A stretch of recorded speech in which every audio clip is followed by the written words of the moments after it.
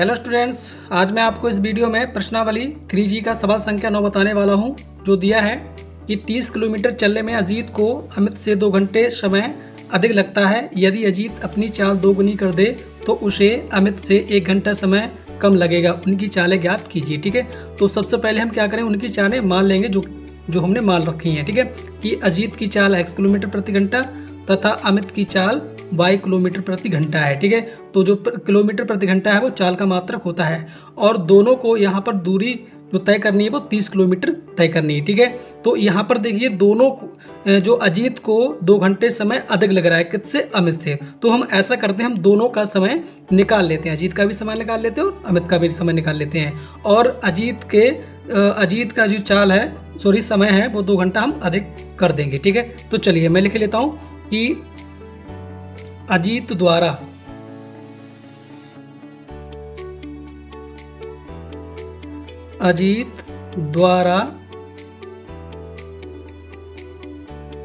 x चाल से, ठीक है, यहाँ पर x किलोमीटर प्रति घंटा लिखने चाहिए था, तो x चाल से 30 किलोमीटर दूरी तय करने में लगा समय, दूरी तय करने में लगा समय।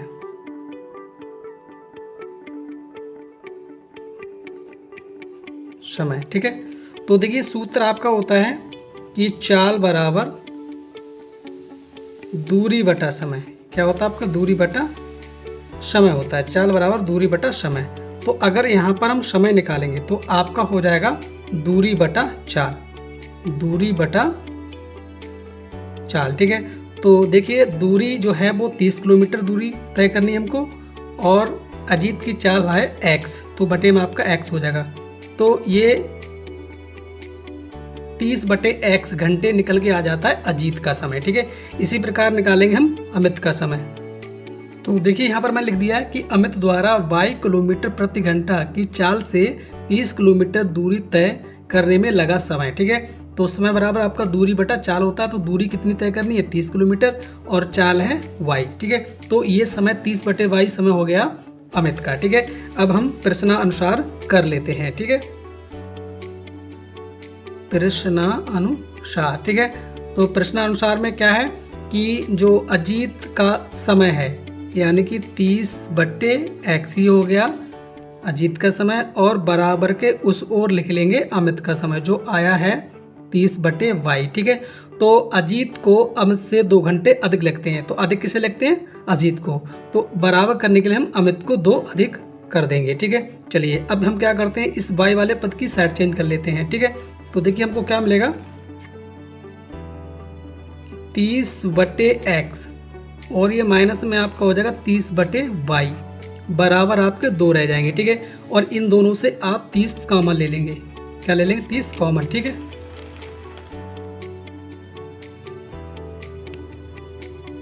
तो आपको बचेगा 1 बटा x माइनस 1 बटा y बराबर 2। ठीक है, तो देखिए यहाँ पर 1 बटा x माइनस 1 बटा y बराबर आपका 2 बटे 30 हो जाएगा, क्योंकि ये जो 30 है वो 2 के बटे पहुँचेगा।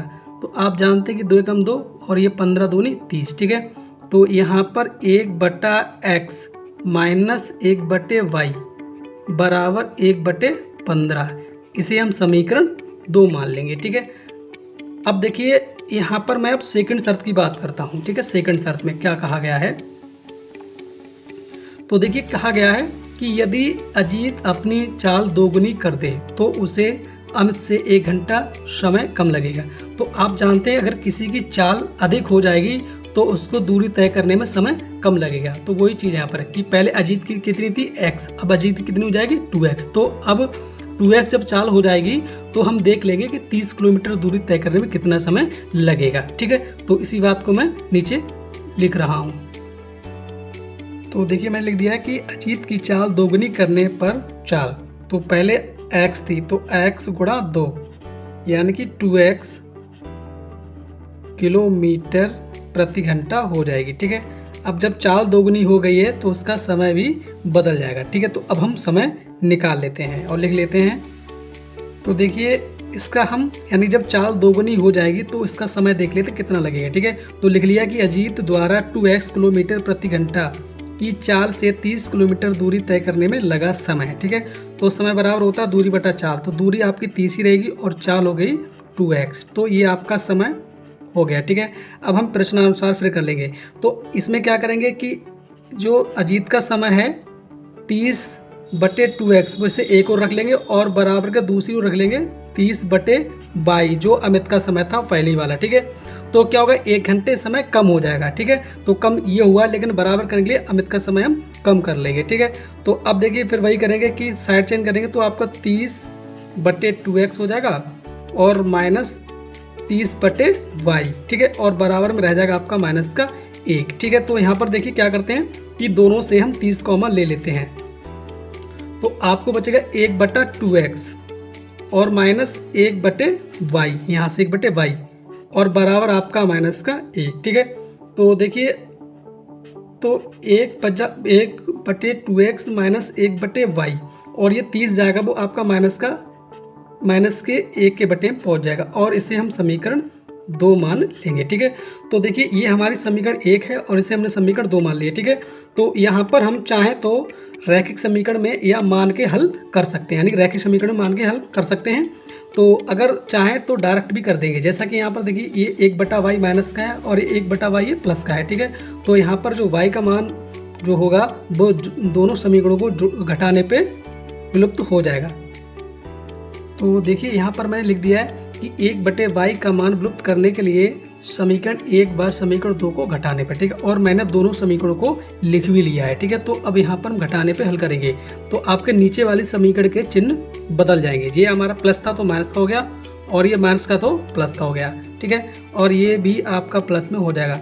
अब बात ये आती घटाने पे क्यों हल करा, तो देखिए 1/y है दोनों समीकरणों में बराबर है, लेकिन क्या है दोनों माइनस के हैं और हमको विलुप्त करने के लिए एक माइनस और एक प्लस चाहिए, तो एक प्लस करने के लिए हमने घटाना कर दिया। ठीक है, तो यहाँ पर देखिए 1/y से 1/y खत्म हो गया। अब यहाँ पर देखिए आपका क्या होगा कि 1/x और माइनस हो जाएगा आपका 1/2x, इनका ऐसे घटाना होगा। ठीक है, इसी प्रकार बराबर में भी आपका कि 1/30 और इसमें आपका जुड़ जाएगा 1/15 क्योंकि दोनों प्लस प्लस के हैं। ठीक है, अब देखिए यहाँ पर इनका जब हल करेंगे तो आपको 2x लासा लेना पड़ेगा। ठीक है, तो 2x लासा हो गया, अगर हम x से भाग देंगे तो x वाला पद खत्म हो जाएगा तो आपका 2 बचेगा, तो 2 एकम 2 हो जाएगा माइनस 2x से 2x भाग देंगे तो 1 बार आएगा तो 1 एकम 1 और बराबर में भी आप लासा ले लेंगे तो 30 ही आएगा आपका। ठीक है, तो 30 एकम 30 तो आपका हो गया 1 एकम 1 प्लस 15 दूनी 30 तो 2 एकम 2। ठीक है, यहाँ से देखिए आपको 1/2x बचेगा, बराबर में देखिए 2 और 1 आपके 3 बटे आपके 30 हो जाएंगे। ठीक है, तो 3 एकम 3 और 3 धाई 30। ठीक है, तो देखिए हमारा यहाँ से आपको मिलेगा कि 1/2x बराबर 1/10। ठीक है, तो अब यहाँ पर हम कैंची की गुणा कर देंगे। ठीक है, तो हमको मिलेगा कि 2x बराबर यानी कि 2x एकम 2x और बराबर में हो जाएगा 10 एकम 10। ठीक है, तो 2 पंजे 10, तो यहाँ पर आपको x बराबर 5 मिल जाएगा। x बराबर कितना मिल जाएगा 5 में मिल जाएगा। ठीक है, x बराबर कितना मिल गया 5। ठीक है, और इस x का मान हम समीकरण 1 में लगा देते हैं जिससे हमारा y का मान मिल जाएगा। ठीक है, तो लिख देते हैं कि x का मान समीकरण 1 में। ठीक है, तो समीकरण 1 थी आपकी 1/x। ठीक है, तो हमारा हो जाएगा 1/5 माइनस फिर 1/y और बराबर 1/15। ठीक है, y का मान ज्ञात करना है तो y वाले पद को हम यहीं रोकेंगे, बराबर में 1/15 है और इसको लेके जाएंगे 1/5 को तो माइनस का हो जाएगा। ठीक है, तो माइनस का 1/y बराबर लासा लेंगे तो 15 आएगा। ठीक है, तो 15 एकम 15 तो 1 एकम 1 माइनस 5 3 15 तो 3 एकम 3। ठीक है, तो माइनस का 1/y बराबर ऊपर से बचेगा माइनस का 2 और बटे में 15। ठीक है, तो पहले तो माइनस माइनस खत्म कर दो और यहाँ पर देखिए जब इसे सीधा करेंगे जैसे 1/y है तो अगर हम इसे सीधा करेंगे यानी कि y करेंगे तो बराबर वाला उल्टा हो जाएगा यानी कि 15/2 हो जाएगा। ठीक है, 15/2 और जब 15 को हम 2 से भाग देंगे तो हमारा 2.5 7.5 हो जाएगा। ठीक है, तो ये हमारा x का मान हो गया और ये हमारा y का मान हो गया, ठीक है। तो x को जो माना था वो अजीत की चाल मानी थी और y को माना था अमित की चाल। तो इसी को मैं लिखे लेता हूँ। तो देखिए यहाँ पर मैं लिख दिया कि अजीत की चाल 5 किलोमीटर प्रति घंटा, क्योंकि अजीत की चाल हमने x मानी थी और x का मान 5 आया है। इसी प्रकार अमित की चाल हमने y मानी थी और y का मान आया 7.5, तो अमित की चाल 7.5 किलोमीटर प्रति घंटा हो जाती है। अब मैं आपको सवाल संख्या 10 बताता हूँ, जो दिया कि ऋतु धारा के अनुकूल 2 घंटे में 20 किलोमीटर तैर सकती है और धारा के प्रतिकूल 2 घंटे में 4 किलोमीटर तैर सकती है। उसकी स्तर जल में तैरने की चाल तथा धारा की चाल ज्ञात कीजिए, ठीक है।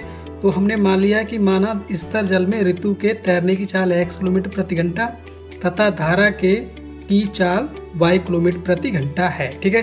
तो पहले मैं फर्स्ट शर्त की बात कर लेता हूँ, ठीक है। और फर्स्ट शर्त का मतलब कि धारा के अनुकूल की बात कर लेता हूँ, ठीक है। तो देखिए जब भी धारा के अनुकूल की बात की जाए तो यहाँ पर धारा की चाल और जो तैरने की चाल है दोनों जुड़ जाएंगी, ठीक है। तो मैं इसी बात को लिखे लेता हूँ कि धारा के अनुकूल, तो देखिए मैं मान लिया कि धारा के अनुकूल ऋतु के तैरने की चाल x प्लस y, ठीक है। तो आप जानते हैं कि चाल बराबर दूरी बटा समय, ये सूत्र होता है दूरी बटा समय, ठीक है।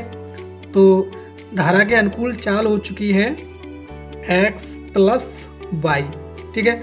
दूरी कितनी तय की जाती है 20 किलोमीटर, समय में कितने 2 घंटे में, ठीक है। तो ये समय हो गया। आप जानते हैं कि 2 धाई के 20 होते हैं, ठीक है। तो आपको x प्लस y बराबर 10 प्राप्त होता है, जिसे हम समीकरण 1 मान लेते हैं, ठीक है। अब जरा हम सेकंड शर्त की बात कर लेते हैं। तो दिया कि और धारा के प्रतिकूल 2 घंटे में 4 किलोमीटर तैर सकती है, ठीक है। तो जब धारा के प्रतिकूल की बात होती है तो ऋतु की चाल में से धारा की चाल माइनस हो जाती है, ठीक है। तो इसी बात को मैं लिखे लेता हूँ। तो मैंने लिख दिया कि धारा के प्रतिकूल ऋतु की चाल या ऋतु के तैरने की चाल, धारा की चाल जो होगी वो ऋतु की चाल में से माइनस हो जाएगी, मतलब कि x माइनस वाई, ठीक है, किलोमीटर प्रति घंटा, ठीक है। तो वही करेंगे कि चाल बराबर दूरी बटा समय। तो चाल आपकी x माइनस वाई हो चुकी है। अब दूरी कितनी तय करता है, तो दूरी तय करता है 4 किलोमीटर 2 घंटे में। तो आपका दूरी हो गया 4 और घंटे हो गया 2, ठीक है। तो 2 दूनी 4, ठीक है। तो आपको x माइनस वाई बराबर 2 और ये हमारी समीकरण 2 हो जाती है, ठीक है। तो यहाँ पर देखिए समीकरण 1 और समीकरण 2 को जोड़ने पे हल कर देंगे, जिससे हमारा y का मान विलुप्त हो जाएगा, ठीक है। तो मैं इसी बात को लिखे देता हूँ कि समीकरण 1 व 2 को जोड़ने पर, ठीक है। तो एक समीकरण है x प्लस वाई बराबर 10 और दूसरी समीकरण है x माइनस वाई बराबर 2, ठीक है। दोनों को जोड़ने पे जब हल करेंगे तो y से y खत्म हो जाएगा और x हो जाएगा 2x, ठीक है। और बराबर में आपके 10 और 2 12 हो जाएंगे, ठीक है। तो 2 छंग 12, ठीक है। तो यहाँ पर आपको x बराबर मिल जाता है 6, ठीक है। अब मैं y के मान की बात करूँगा, तो लिख लेता हूँ कि x का मान समीकरण 1 में, ठीक है। तो समीकरण थी आपकी x प्लस वाई, तो x की जगह हम 6 कर देंगे और प्लस y बराबर 10, बराबर में क्या आपका 10, ठीक है। तो y बराबर आपका हो जाएगा 10 माइनस 6, तो y बराबर आपको बचेगा 4, ठीक है। तो जो x का मान आया है वो ऋतु की तैरने की चाल हो गई और y का मान जो आया है वो धारा की चाल हो गई। तो इस बात को मैं लिख देता हूँ।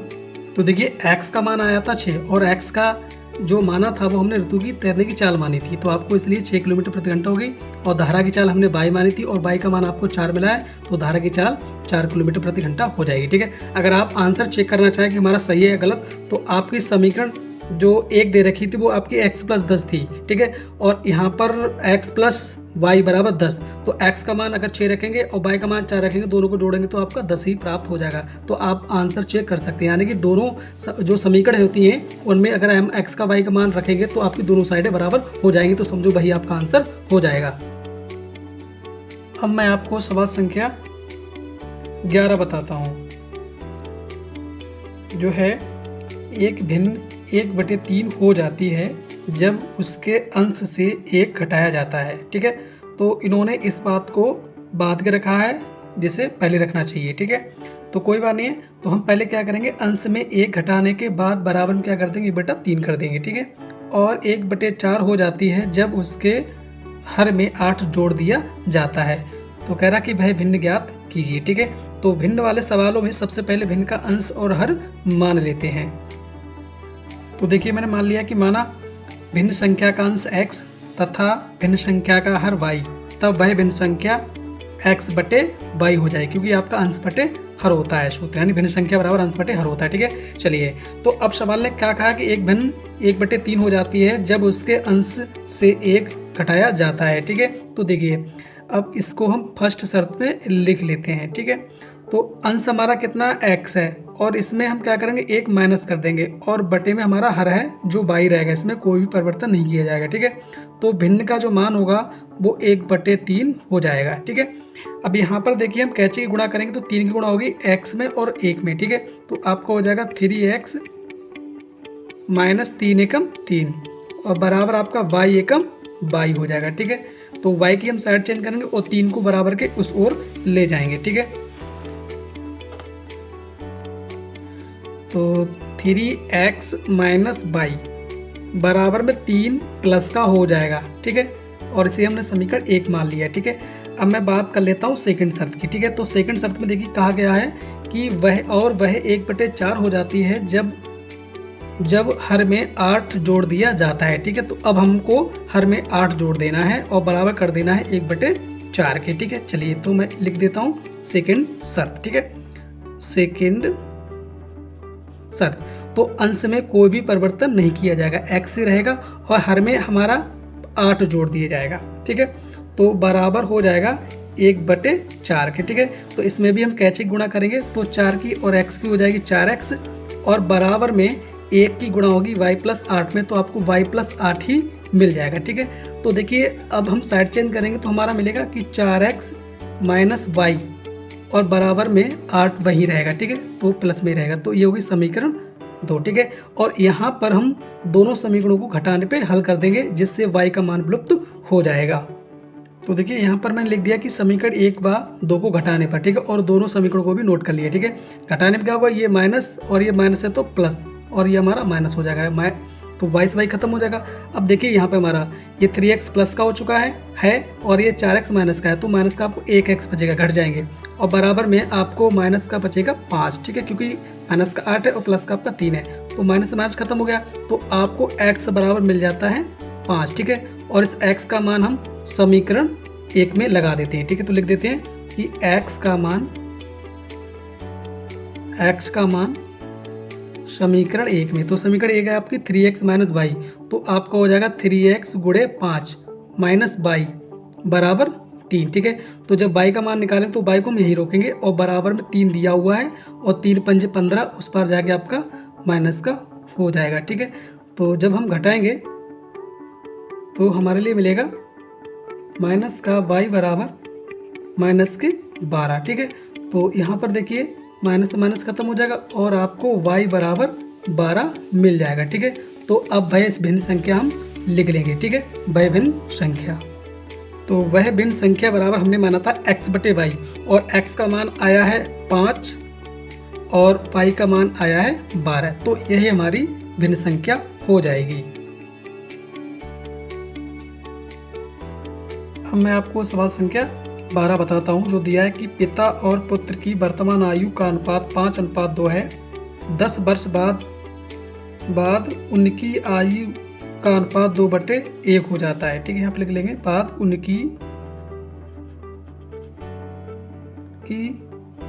आयु का अनुपात 2/1 हो जाता है। दोनों की वर्तमान आयु ज्ञात कीजिए। ठीक है, तो यहाँ पर देखिए दोनों की आयु का अनुपात 5/2 दिया है, वर्तमान आयु का अनुपात। ठीक है, तो इनको हम समान अनुपात में मान लेंगे, यानी कि पिता की आयु 5x और पुत्र की वर्तमान आयु भी 2x मान लेंगे। यहाँ पर हम इसको 5x और इसको 2y नहीं मान सकते। ठीक है, जो अनुपात होता है उसको हम समान में ही मान लेते हैं। ठीक है, और इसी प्रकार आपका जो दूसरा अनुपात दिया है इसको हम y में मान लेंगे, इसको 2y और इसको केवल y मान लेंगे। ठीक है, तो देखिए इस सवाल में भी मैं पिता की वर्तमान आयु x और पुत्र की वर्तमान आयु y मान के ही हल करा देता हूँ, ठीक है। इससे भी आपका हो जाएगा, ठीक है। तो यहाँ पर देखिए दिया होगा कि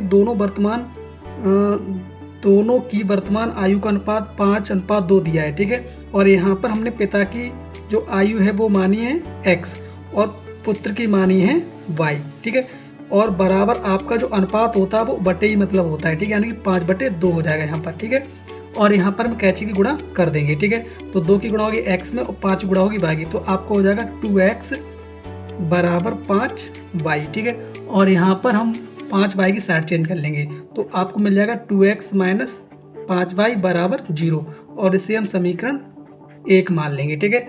अब सेकंड शर्त में क्या है, सेकंड शर्त में कहा गया है कि 10 वर्ष बाद उनकी आयु का अनुपात 2:1 हो जाता है, ठीक है। तो अब हम 10 वर्ष बाद दोनों की आयु लिख लेते हैं, ठीक है। तो 10 वर्ष बाद यानी कि जब बाद की या पश्चात की बात आती है तो उतने ही वर्ष वर्तमान आयु में जुड़ जाते हैं, जैसा कि यहाँ पे 10 वर्ष की बात हो रही है, ठीक है। तो हमारा पिता की जो आयु होगी वो x + 10 हो जाएगी और पुत्र की y + 10 हो जाएगी, ठीक है। तो इसी बात को मैं लिख देता हूँ। तो देखिए मैंने सेकंड शर्त में लिख दिया है कि 10 वर्ष बाद पिता की आयु x + 10 हो जाएगी, ठीक है, क्योंकि वर्तमान जो आयु थी वो x थी और 10 वर्ष बाद x + 10 हो जाएगी, ठीक है। जैसा कि मैं आपको उदाहरण देकर समझाता हूँ कि जैसे यदि एक बच्चे की वर्तमान आयु 5 वर्ष है, ठीक है, तो 10 वर्ष बाद वो कितने का हो जाएगा, 15 का हो जाएगा। तो इसका मतलब ये हुआ कि वर्तमान आयु 5 थी और 10 वर्ष बाद यानी कि 10 उसमें हमने जोड़ दिए तो 15 वर्ष हो गई, ठीक है। ठीक उसी प्रकार यहाँ पर भी आपका x + 10 और y + 10 हो जाएगा, ठीक है। चलिए अब दोनों की आयु का जो अनुपात है वो 2:1 हो जाता है, ठीक है। तो इसका मतलब ये हुआ कि x + 10 ये हो गई है पिता की आयु और बटे में y + 10 ये हो जाएगी पुत्र की आयु, बराबर में अनुपात होगा 2:1, तो उसका मतलब हो जाएगा 2/1, ठीक है। तो पुनः हम कैची गुणा कर देंगे तो देखिए हमारा x + 10 बराबर 2 की गुणा होगी y + 10 में, तो 2y और 2 धाई 20, ठीक है।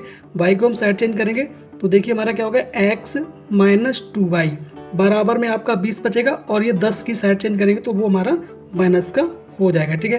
तो यहाँ पर देखिए x - 2y बराबर आपको 10 बच जाएगा और इसे हम समीकरण 2 मान लेंगे। और यहाँ पर देखिए हम दोनों समीकरणों में से x का मान विलुप्त करेंगे, तो यहाँ पर देखिए 2x है और यहाँ पर केवल x है, ठीक है। तो समीकरण 2 में भी 2x करने के लिए हम समीकरण 2 में 2 से गुणा कर देंगे और दोनों को घटाने पे हल कर देंगे, क्योंकि यहाँ पर 2x प्लस का होगा, यहाँ पर भी 2x प्लस का हो जाएगा गुणा करने के बाद, ठीक है। तो इस बात को मैं लिखे देता हूँ। तो देखिए मैंने लिख दिया कि x का मान विलुप्त करने के लिए समीकरण 2 में 2 से गुणा करके समीकरण 1 को घटाने पर, ठीक है। तो 2 से गुणा करेंगे तो हमारा मिलेगा 2x और माइनस 2 दूनी 4y और बराबर में 2 दाई 20, और ये हमारी समीकरण 3 हो जाएगी। और इसमें से हम समीकरण 1 को माइनस कर देंगे जो हमको दी थी कि 2x - 5y बराबर 0, ये समीकरण हमारी 1 है, ठीक है। घटाने पर क्या होगा, नीचे वाले के चिन्ह बदल जाएंगे, तो ये माइनस और ये माइनस है तो प्लस और ये आपका माइनस, ठीक है। तो 2x खत्म हो जाएगा, ये 5y प्लस का हो गया है और 4y हमारा माइनस का है, तो आपको प्लस का y बचेगा और बराबर 20 में जब 0 जाएंगे तो आपको 20 ही बच जाएंगे, ठीक है। तो आपका ये x का मान हो जाता है, ठीक है। अब y का मान हो जाता है 20, ठीक है। और इस y का मान लगा देते हैं समीकरण 1 में, ठीक है। तो y का मान समीकरण 1 में, ठीक है। तो समीकरण 1 में, तो समीकरण 1 थी आपकी 2x - 5y, ठीक है। तो 5 गुणा y का मान कितना आपको 20 बराबर आपका 0, ठीक है। तो 2x ये आपके 5 दूनी 10 यानी कि आपके 100 हो जाएंगे, यानी 20 × 5 = 100 बराबर आपका 0, ठीक है। तो 2x बराबर 100 बराबर के उस ओर जाएंगे तो आपके प्लस हो जाएंगे, और आप जानते हैं कि 50 दूनी 100 होते हैं, तो इस प्रकार आपका x का मान 50 हो जाएगा, ठीक है। तो x का जो मान आया है वो पिता की आयु वर्तमान आयु हो जाएगी और y का जो मान आया है वो पुत्र की वर्तमान आयु हो जाएगी, ठीक है। तो इस बात को मैं लिखे देता हूँ। तो देखिए यहाँ पर मैंने लिख दिया है कि पिता की वर्तमान आयु 50 वर्ष और पुत्र की वर्तमान आयु 20 वर्ष, ठीक है। और आप अगर उत्तर की जांच करना चाहें तो देखिए जो शुरू में अनुपात हमको सवाल में 5:2 दिया था, ठीक है। तो देखिए पिता की आयु 50 और बटे हम कर दें पुत्र की आयु 20, तो 0 खत्म हो जाएगा, तो हमारे लिए 5:2 आ जाएगा, ठीक है। तो इस प्रकार आपके ये आंसर दोनों सही हो जाएंगे। अब मैं आपको सवाल संख्या 13 बताने वाला हूँ, जो दिया है 5 वर्ष बाद जैकब की आयु उसके पुत्र की आयु से 3 गुनी हो जाएगी। 5 वर्ष बाद जैकब की आयु उसके पुत्र की आयु की 7 गुनी थी। उनकी वर्तमान आयु क्या है? ठीक है, तो दोनों की वर्तमान आयु मान लेते हैं। तो हमने दोनों की वर्तमान आयु मान ली है। जैकब की मानी है x वर्ष और पुत्र की मान ली है y वर्ष। ठीक है, और मैं फर्स्ट शर्त को देखता हूँ। तो सवाल ने कहा है कि 5 वर्ष बाद जैकब की आयु उसके पुत्र की आयु की 3 गुनी हो जाएगी। ठीक है, तो सबसे पहले क्या करते हैं, हम दोनों की 5 वर्ष बाद आयु निकाल लेते हैं। ठीक है, तो जैकब की आयु x है तो उसकी x + 5 हो जाएगी, क्योंकि वर्तमान आयु में जितने वर्ष की बात करता है उतने वर्ष उसमें जोड़ दिए जाते हैं। तो देखिए 5 वर्ष बाद जैकब की आयु। ठीक है, तो वर्तमान आयु x थी और इसमें 5 वर्ष जुड़ जाएंगे, क्योंकि इसमें 5 वर्ष बाद की बात की है। ठीक है, x + 5 वर्ष। इसी प्रकार पुत्र की आयु, वर्तमान आयु y थी, तो 5 वर्ष बाद y + 5 वर्ष हो जाएगी। ठीक है, तो देखिए अब हम प्रश्नानुसार कर देते हैं। ठीक है, तो देखिए यहाँ पर क्या लिखा है कि जैकब की आयु उसके पुत्र की आयु की 3 गुनी हो जाएगी। ठीक है, तो एक तरफ बराबर के एक और कर लेते हैं हम पिता की आयु, और बराबर दूसरी ओर कर लेते हैं पुत्र की आयु। ठीक है, तो 3 गुनी पिता की आयु होगी, लेकिन बराबर करने के लिए पुत्र की आयु को 3 गुना कर देंगे। ठीक है, तो देखिए हमारा x + 5 बराबर 3 से गुणा करेंगे आप तो 3y और प्लस का 3 पंजे 15 हो जाएगा। ठीक है, तो यहाँ पर देखिए हम y वाले पद को साइड चेंज करेंगे, उधर 5 को उस पार भेज देंगे। ठीक है, तो x - 5y बराबर 15 और ये माइनस के 5 हो जाएंगे। ठीक है, तो x - 5y बराबर आपके 10 बचेंगे, क्योंकि 5 माइनस हो जाएंगे और ये बन जाती समीकरण 1। ठीक है, अब मैं सेकंड शर्त की बात करता हूँ। ठीक है, तो सेकंड शर्त में कहा गया है 5 वर्ष पूर्व जैकब की आयु उसके पुत्र की आयु की 7 गुनी थी। ठीक है, तो यहाँ पे 5 वर्ष पूर्व की बात हो रही है, तो वर्तमान आयु में से 5 माइनस हो जाएंगे। ठीक है, तो देखिए यहाँ पर मैंने लिख दिया है कि 5 वर्ष पूर्व जैकब की आयु, तो वर्तमान आयु x थी तो x - 5 हो जाएगी, क्योंकि पूर्व की जब बात करता है या पहले की बात करता है तो वर्तमान आयु में से उतने ही साल माइनस हो जाते हैं। ठीक है, तो x - 5 वर्ष ये जैकब की आयु हुई और y - 5 वर्ष ये पुत्र की आयु हो जाएगी। ठीक है, तो प्रश्नानुसार हम क्या करेंगे कि बराबर के एक और रख लेंगे पिता की आयु, बराबर के दूसरी ओर रख देंगे पुत्र की आयु। ठीक है, तो 7 गुनी रह जाएगी किसकी, पुत्र की, पिता की। बराबर करने के लिए गुना किससे कर देंगे, पुत्र को। ठीक है, तो x - 5 बराबर 7 से गुणा करेंगे तो आपका 7y और -7 पंजे 35। ठीक है, y की साइड चेंज करिए और 5 को उस पार ले जाइए, तो x - 7y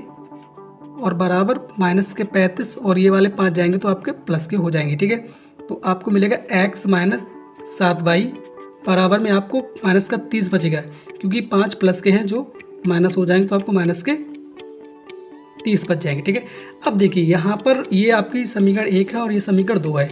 इसमें x प्लस का है, इसमें भी x प्लस का है, एक x यहाँ पर, एक x यहाँ पर। ठीक है, तो इन दोनों को घटाने पे हम x का मान विलुप्त कर देंगे। तो मैंने लिख दिया कि समीकरण 1 व 2 को घटाने पर, और दोनों समीकरणों को भी लिख दिया है। ठीक है, तो घटाने बल करेंगे तो ये x हमारा माइनस का हो जाएगा, क्योंकि प्लस का था, और ये माइनस का है तो प्लस का हो जाएगा। ठीक है, और ये भी आपका प्लस का हो जाएगा। ठीक है, x खत्म हो जाएगा।